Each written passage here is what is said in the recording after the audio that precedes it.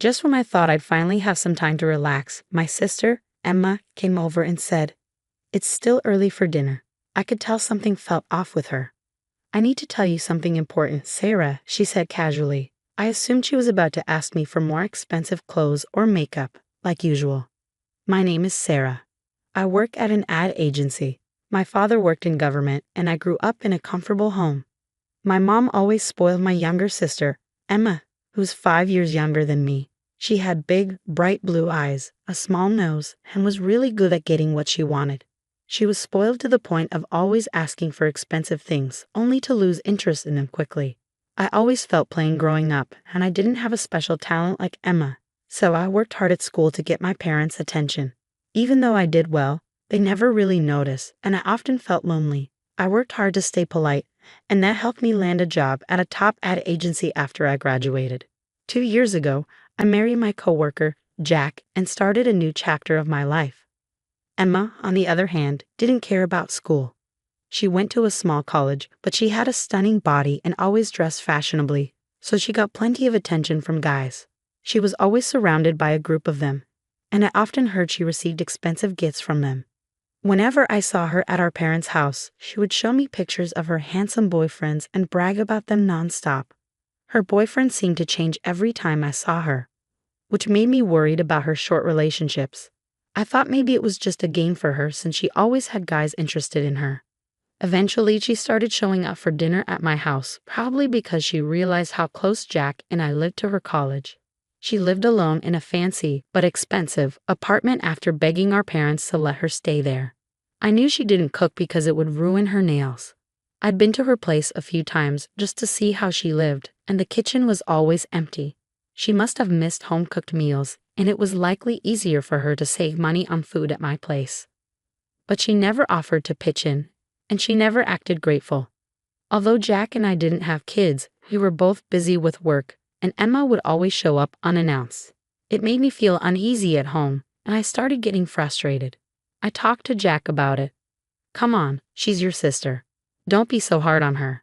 Besides, I don't mind having her over," he said. Since Jack never helped with housework, he didn't really understand how much work it took. I had always taken care of everything because at the beginning of our marriage, he didn't want to help. I tried to stay calm, putting on some loud music to relax. One Saturday afternoon, I was thinking to myself, finally some time to relax, and I was really looking forward to it. But, as usual, Emma showed up.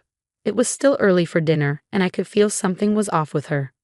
"I need to tell you something, Sarah," she said, sounding too calm. I figured she was about to ask me for something expensive again. "You know, I'm actually dating Jack." I was so shocked I just stared at her. "What? Dating my husband? What are you talking about?" "Yeah, we're together now," she said casually. Before I could respond, Jack came in from the living room and said, "Yeah, we're together, so I think we should break up." "Break up? Do you mean divorce?" I asked, feeling confused. "Please, Sarah, I need you to leave him. I'm pregnant." "What? No, this can't be true." "Yes, I'm having a baby." It was too much to take in. Not only was she having an affair with Jack, but now she was asking me to leave him because she was pregnant. They stood close to each other, smiling at me, and it felt like a bad dream. But it wasn't over yet. "I think we need to make sure the new baby has a good environment. Don't you agree, Sarah?" I thought nothing could surprise me anymore, but I was still curious about what Emma would say next. As I blankly stared at her, I happened to see an ad. "Look, isn't this a nice condo? I'm impressed you found such a great place." We already checked it out. It's big, clean, and convenient. It's the perfect place for us. And how does that concern me? You're so clueless sometimes. You've been with Jack for 2 years, and you still can't get pregnant. He told me he feels disappointed and hurt. We're having a baby. You should be happy for us. Are you blaming me because I didn't get pregnant? Not exactly. Look, Sarah, you have a better job and make more money than I do. Can you help us out for the sake of your future niece or nephew? I don't have enough money for the down payment right now. I'll pay you back, I promise. Jack had never been good with money. He spent it quickly, trying to impress people with designer items, but never actually used them. When we were dating, we always split the costs, and sometimes Jack forgot his wallet or didn't have enough money, so I often paid. Even in our marriage, I was the one covering more of the expenses. But I still loved him, and I never complained about it. Please, Sarah. I asked our parents, but they turned me down. Isn't that awful? The two of them kept asking me to do things for them. I was at a loss for words at how selfish they were being. They had an affair behind my back, got pregnant without planning, and now they were asking me for help buying a condo. It was all just too much. Looking back, Emma had always been selfish. When we were kids, she would take my favorite toys and make me cry. After I started working, she would ask me to buy her things. But this was a whole new level compared to an affair and asking for money for a condo. I couldn't keep loving Jack or Emma after everything that happened. I couldn't bear this painful reality, so I packed my things and moved into an apartment on my own. Strangely, I felt relieved. It felt like being single again. Sarah? I heard a soft voice and turned around.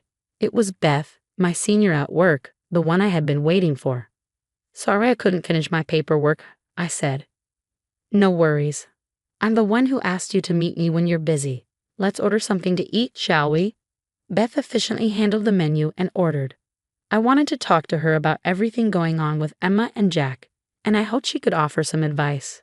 That must have been really tough for you, Beth said. She listened to my story like it was her own. I almost burst into tears but managed to tell Beth everything. I hadn't felt like eating much in the past few days, but she gently encouraged me to try the food, so I did. It's so good, right?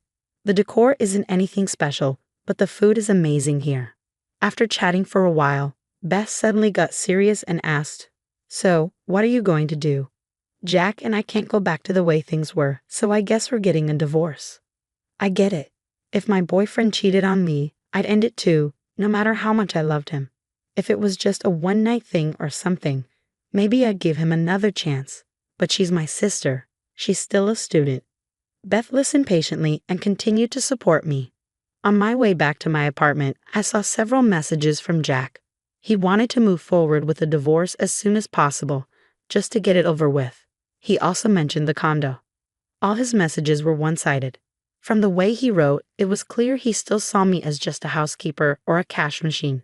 How much more was he going to degrade me? I was sure I was done with him. The next day, I decided to see a lawyer, and soon after, I filed for divorce. I had already hired a private investigator and had him gather photos and videos of Jack and Emma together.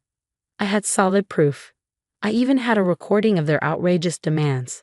In a way, it was ironic that I saved money on the investigation thanks to the recording. Of course, I asked for a large alimony settlement. When Jack found out the amount, I could tell he felt like he'd been drained of everything. One day, Jack and Emma were waiting for me in the lobby of my office. They approached me like bulls charging at a matador. I had expected this, knowing how shameless they were. I took a deep breath, faced them, and said calmly, Of course you're going to pay me alimony. Emma, you're an adult now, and this is a good lesson for you. No, we can't pay you. You're a terrible sister. Why are you doing this? She begged, her eyes puffy and moist. I recognized her manipulative strategy, but I wasn't fooled. By the way, I've already told her boss about your affair and the divorce, I added. No, you're joking. Him, of all people. Well, aside from you, I'm in a higher position at the company. He doesn't want my work to be affected. What? You think I'm an idiot? I'm just telling you what her boss told me to say. He was surprised and disappointed in you. Wait, the chairman of our company is actually a distant relative of mine. What? I didn't know that. You never mentioned it. Jack's face went pale at the mention of the word chairman. He was even starting to sweat. I've told you several times before, since we got married, you've mostly ignored me when I talk to you. But this is beyond terrible. We were married all this time. That's my line.